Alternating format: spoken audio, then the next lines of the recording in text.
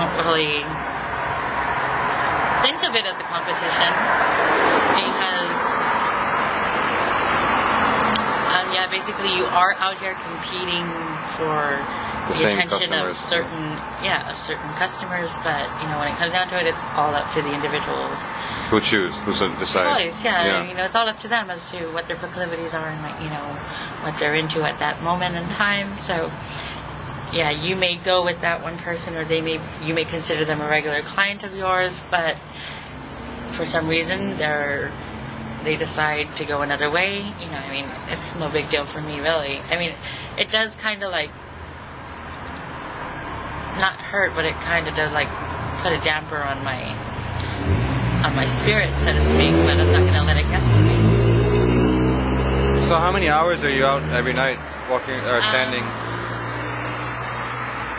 Usually I try to start my night around 6 or 7, and depending on how I feel,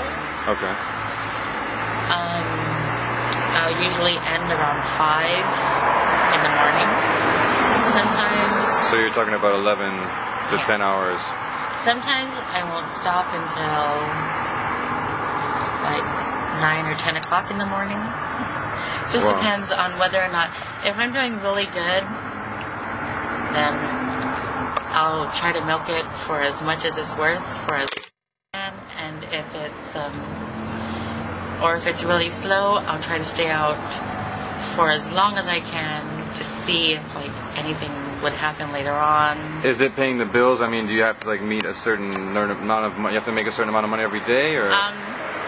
Because I know Guam is a pretty expensive place to live. I personally set a quota for myself every night. A quota, okay. Yeah. And it pays the bills, or? Yeah. Okay. Brand, food, everything. Everything that I need for the day. I stay by myself, so I don't need much in terms of food. Because I don't. You cook at home, or? I don't cook at home because I don't know. I feel it's a waste for me to be cooking for one person. So I usually would buy stuff that is really simple. Either I'd buy bread and other stuff to make sandwiches, or I'd buy dry pasta or ramen noodles, stuff that I know will last me for a fairly long time if I don't get hungry for that day or something. So. Is there usually? I know that usually the people that have to work, they're working on the outside. Usually there's somebody there's I used to live in Detroit. There's always either a gang or some kind of pimp or something that's around. Is there anything like that in Guam, or is it pretty much independent? No, everyone is usually basically independent. Okay, so it's pretty good. Because there's a lot of women that are working as escorts that their guy will come by and just take their money right out. Yeah. Which is associated with organized stuff. And do you think that the casino coming out here would sort of organize something like that? Is there any indication or any intuition or anything that you would have a fear for something like that happening? I'm hoping that doesn't happen, because... What is a way for you guys to sort of deal with that, or to dissolve that? Well, if there is going to be anything such as some sort of organization in terms of that, I think that would just be centered away from this area. Okay. Is there another area in Guam where this is going on? No, this is the only place as of right now. There used to be 2 other spots. Did everybody just come here, or some people have left the island too, or? A lot of the people that were doing this when I first started are no longer doing it anymore. A lot of them have either left off island, have decided to just stick to their regular 9-to-5 jobs. So some of them have 2 jobs? Yeah. Wow. And now some of the people working are also dressing are transvestites. Some of them. And so is that in the daytime they're not transvestites? Is that what that means? No. Or is it sort of like... It depends on what each person perceives themselves to be. I mean, and it depends on like each person's interpretation or translation of like the words. Transvestite is from Latin, and in Italian means transvestito, and vestiti means clothes. Yeah. Trans means to change. So, well, for a lot of them, their interpretation of, like, for example, transvestite, transgender, transsexual, drag queen, it all varies, but most of the transgender male to females that I do run across, they live their lives as females 24 hours a day. Okay. You know, they live it day in, day out. I mean... So I was asking just because there's no problem if they get a 9-to-5 job. There's no discrimination or anything. Yeah. There is. There is discrimination? Or... Well, amongst each other, I have, like, run across some of them where there's like a group that works out here, and then there's a group that does a drag review at this one bar. The group that does the drag review, for some reason, think that they're better than like the ones that work out here, only because that's their perception. And the funny thing is that at one point in time, all of those people that do the show at that one particular bar have done this line of work. Okay. Which makes me laugh. Like, you're no better than anybody else. So what they're saying is that because they've done that, they're more professional than others.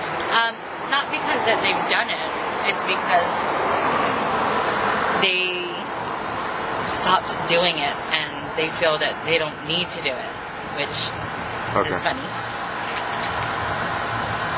So you yourself, I mean, this is like a bread and butter thing for you? This is your main income source? Right now, this is my main source of income, yeah. So what if, let's say, I mean, I'm sure everybody has some fears or worries concerning their careers or their jobs, you know. What would it be, some of yours? Some of mine is the dangers that I have to deal with out here. Like, if I were to get physically marred, I mean, I know I won't. You wouldn't be able to work? Yeah. I mean,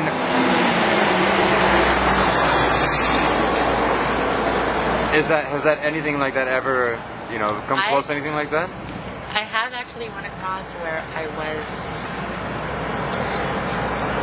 like, some guy did try to rob me while he was in his car. I was outside of his car. I leaned in. Okay. He tried grabbing my bag while I was on my shoulder, and he tried driving off. Whoa. And, okay, he didn't take my bag because for some reason I could not release my bag from my shoulder when I was like, trying to tell him, like, if you stop, I'll give you your second bag. That's not funny, Ron. No, but, like, you know, I mean, it was That's just going funny. live on the internet, right? You better stop. No, but I mean, I've had stuff like that happen, and where basically my whole right side of my body was scraped up. I don't remember how I got from here to my apartment, but I do remember just passing out in my bedroom, and my roommate came from the living room into the bedroom to ask me if I was all right, and she said I was lying naked on the floor. And I do remember, after she woke me up, I do remember getting up, and the first thing I did was look in the mirror to check if my face was okay, and it was. So I was, because that's it. Well, for me, I mean, that's what I think. I was like, that would be like the equivalent. That would be like the equivalent of a carpenter's hands. Yeah, and it's just funny because, like, I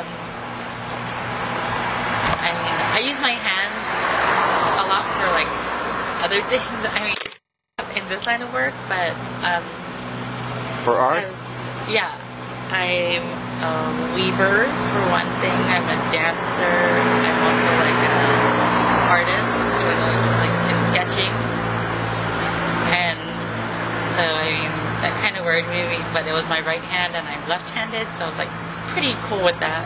But still, the fact that like my right hand kind of got like lacerated a little bit, and it kind of put a reality check on me. So I made sure that I'm really careful now as to who I go with. How can you tell if somebody's going to do something like that? Is it there's just a street sense, or? Usually it's like with anybody, you have like this gut feeling, you have this